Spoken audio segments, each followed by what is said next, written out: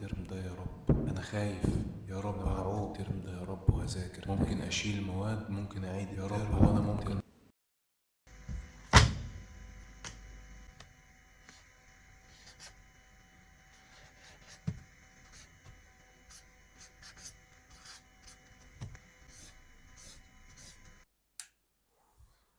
خش في الموضوع على طول عشان انا بقدر وقتك وحاسك مزنوق في زنقه الامتحانات. القصه بتبدا ازاي؟ الترم بيبقى تمام، تاخد محاضره اتنين درس اتنين، الدنيا زي الفل. تبدا بقى تقول ايه، لا يا عم انا مش هذاكر الاسبوع ده لان انا ما خدتش حاجه يعتبر، وهذاكرهم ايه اخر الاسبوع.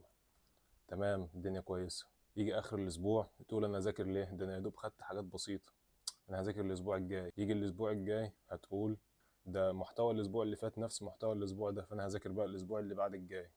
وتفضل كده لحد اخر الترم. يجي اخر الترم تلاقي الدنيا باظت منك والدنيا متراكمه عليك، وبص مش عارف تعمل ايه. خلاص بقى يجي اخر الترم تقرر خلاص انا لازم اذاكر، مهما حصل انا لازم اذاكر. خدت القرار من هنا، الاعداء يبداوا يشتغلوا عليك من هنا. مين هم الاعداء؟ ركز لاخر الفيديو وهتفهم انا قصدي ايه بالظبط. وفي كمان تلاوه حلوه في اخر الفيديو من اللي انت بتحبهم، اسمعها وخلينا ايه انا وانت ناخد الاجر سوا. طيب انا قلت لك ان في اعداء بيمنعوك انك تذاكر وبيمنعوك انك تعمل اي حاجه فيها خير. مين هم الاعداء دول؟ تعال نفصصها واحده واحده كده سوا ان شاء الله. اول حاجه دماغك. ازاي دماغك عدوك؟ تعال ناخدها واحده واحده. الدماغ البشريه عامه مش بتسعى ان هي تعمل اي حاجه فيها مجهود. ازاي؟ انا هذاكر دلوقتي، لا يا عم ما تذاكرش دلوقتي، خليها لاخر الاسبوع. انت هتذاكر دلوقتي وهتذاكر اخر الاسبوع تاني؟ لا، خلي كله مره واحده. دي اول طريقه بتشتغل بيها الدماغ البشريه، ان هي تخليك تماطل وتخليك تاجل وتبقى كسول. اكيد قبلك وانت بتقرا الاذكار الدعاء اللي هو بيقول اللهم اني اعوذ بك من العجز والكسل. فده معناه ان الكسل مش شيء هين. الكسول حتى لو عنده كل حاجه متوفره له وكل حاجه تقدر ان هو يشتغل وبرضه ما بيشتغلش، فده يعتبر عاجز نوعا ما، عاجز ان هو ما بيشتغلش او بيعملش اللي هو مطلوب منه. تاني طريقه بيشتغل بيها الدماغ البشريه هي الطرق الادمانيه، بيلجأ لها لو حاسس ان هو في ضغط او حاسس ان هو مطلوب منه حاجات كتير. ايه هي الطرق الادمانيه؟ هديك مثال. ايام الامتحانات لما انت يبقى عليك ضغط او وراك حاجات كتير، بالذات في ايام الامتحانات لان ده الوقت اللي بيبقى اعلى ضغط ممكن على البني ادم، تحس نفسك بتنام كتير، تمسك الموبايل كتير، مش عارف تذاكر، مش عارف تمسك الكتاب ولو 10 دقايق متتالية. فالطريقتين دول الدماغ البشري بيلجأ ليهم، فبيأدوا ان هم بيسببوا انك تتعطل في مذاكرتك، تتعطل في شغلك، او الانتاجيه بتاعتك تقل بشكل عام. تاني عدو ليك واكيد معظمنا عارفه وهو نفسك. بس النفس هنا بتتقسم درجات ومراحل. ازاي؟ اول درجه هنتكلم عنها وهي اوحش واحده، اللي هي النفس الاماره بالسوء. النفس اللي هي مش عايزاك تنجز حاجه كويسه ليك، مش عايزاك تعمل حاجه تنفع بيها دينك ودنيتك. دي بتبقى عند الناس اللي هي ايمانها ضعيف شويه. فبما اننا شباب اصلا ايماننا كده كده ضعيف، ربنا يقوي ايماننا كلنا ان شاء الله. فدي بتبقى عند معظمنا. تيجي تذاكر تقول لا يا عم مذاكرة ايه، هم اللي ذاكروا خدوا ايه. تيجي تعمل حاجة مفيدة، يا عم هتعمل ايه، ده في غيرك قاعدين ما بيعملوش اي حاجة وعايشين برضه اهو. دي اول واحدة وهي اسوأ واحدة، وربنا يعيننا عليها جميعا ان شاء الله. تاني نوع معانا وهي النفس اللوامة. ده لو انت ايمانك قوي شوية بيبقى عندك النفس اللوامة. تعرف النفس اللوامة ايه؟ النفس اللوامة هي النفس التي تترنح بين الخير والشر. مرة خير، مرة شر، مرة قوم ذاكر، مرة لا خليك دلوقتي شوية. آه، تلومك بقى، تلومك ازاي؟ انت ليه ما ذاكرتش من اول الترم، انت كده ضيعت نفسك، وتقعد بقى تسحلك بقى في التفكير ومش عارف ايه والكلام ده كله. وهي دي النفس اللوامة. دي اضعف شوية من النفس الامارة بالسوء. تالت نوع بقى وهو النفس المطمئنة. نفس كده هادية، نفس كده راسية زي ما بيقولوا. مش بتأمرك بالسوء، بتعينك على الخير، بتعينك على العمل الصالح، بتعينك على انك تنجز في حياتك وفي دنيتك ودينك. كده احنا اتكلمنا عن اتنين، عقلك او دماغك ونفسك. فاضل واحد ومعظمنا عارفه اللي هو الشيطان. الشيطان يعدكم الفقر. ازاي يعدكم الفقر؟ هو الفقر فقر فلوس بس؟ لا، الفقر فقر معرفة، الفقر فقر ثقافة. يعدكم الفقر، يعدكم فقر الفلوس. انت لما ما تذاكرش مش هتبقى شاطر في مجالك، مش هتبقى شاطر في دنيتك، مش هتبقى شاطر في دينك. فده هيؤدي انك بشكل او باخر هتبقى فقير. انت لو جيت في اخر الترم ولقيت درجاتك مش كويسة اكيد مش هتبقى مبسوط، وده هيبسط الشيطان. كده انت عرفت التلاتة اللي هم بيعطلوك في معظم الحاجات اللي انت عايز تنجزها.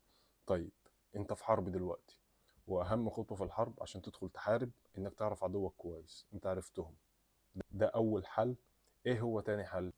تاني حل معاك وهو الاستعانة بالله. ازاي الاستعانة بالله؟ لما انت تقول لا حول ولا قوة الا بالله، ده معناه ايه؟ ان انت ده معناه ايه؟ ان انت مالكش لا حول ولا قوة الا بالاستعانة بالله عز وجل. طيب ازاي ده هيفيدك؟ اولا جرب انت الموضوع. لما انت تبقى مثلا مش قادر تعمل حاجة وتدعي يا رب انا هستعين بيك، وتدعي فعلا بقلب مخلص وتقوم فعلا. بصراحة انا جربتها وده بيديك دافع وطاقة. ازاي برضه هيفيدك الموضوع ده؟ لما انت تستعين بالله وتذكر ربنا، ده هيبعد عنك وساوس الشيطان وهيبعد عنك اغواءاته. ده انت معاك سلاحين هتواجه بيهم الاعداء دول. اول سلاح تعرف عدوك كويس وتعرف الاستراتيجيات بتاعته وتعرف ازاي ان هو بيخدعك عشان تعرف تواجهه. لما انت مثلا يجيلك لما انت مثلا دماغك تقول لك الجأ للطرق الإدمانية، النوم الكتير، تقعد تمسك الموبايل كتير، هتقول لها لا انا عارفك. دي اول آه دي اول سلاح. تاني سلاح زي ما قلت لك الاستعانة بالله. لو انت طبقت الموضوع ده فعلا هيفرق معاك جامد. تالت سلاح معانا هو الأخذ بالأسباب والخوف من العواقب. أنا لما مذاكرش أو ما أعملش الشغل المطلوب مني هزعل وهزعل أهلي مني. فأنت تاخد بالأسباب وتخاف من العواقب اللي هتحصل بعد كده، فده بيديك دافع. تخاف من العواقب، مش الخوف اللي هو المضر اللي هو يعمل عليك ستريس زيادة، لأ، خوف يبقى كويس إن هو يديك دافع لقدام. دول التلات أسلحة اللي هو لو استخدمتهم فعلا بطريقة كويسة هيفرقوا معاك جامد. ده عن تجربة شخصية وعن تجارب ناس صحابي كتير يعني. ربنا يوفقك وربنا يعينك في أيام الامتحانات دي. واقفل الفيديو قوم ذاكر، وما تنساش تعمل لايك لو الفيديو عجبك، وتتابعنا على الانستا. وأسيبك بقى مع التلاوة عشان الدنيا حر الصراحة. مع السلامة. بسم الله الرحمن الرحيم. كده بدأنا. ازيك يا دكتور عمار؟ الحمد لله. ازيك يا دكتور محمد؟ الحمد لله والله. انت عامل ايه؟ الحمد لله والله. تسلم حبيبي. الفيديو اللي فات ناس ياما اتكلمت عنك وقالت لي بسم الله ما شاء الله صوتك كويس الحمد لله. وشبه الشيخ المنشاوي، الصوت شبه الشيخ المنشاوي. الله يكرمك. فبمناسبة الفيديو الحلو ده عايزك ان شاء الله تقرا لنا آية كده كويسة. قراءة كده ماشي، كويسة. هقرا ان شاء الله باسلوب المنشاوي مرتل مرتل ان شاء يلا الله. ربنا يوفقك. اتفضل. أعوذ بالله من الشيطان الرجيم.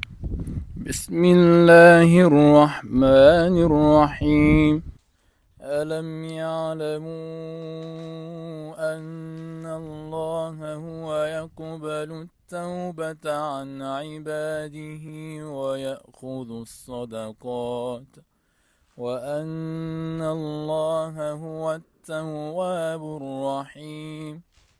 وقل اعملوا فسيرى الله عملكم ورسوله والمؤمنون وستردون إلى عالم الغيب والشهادة فينبئكم بما كنتم تعملون.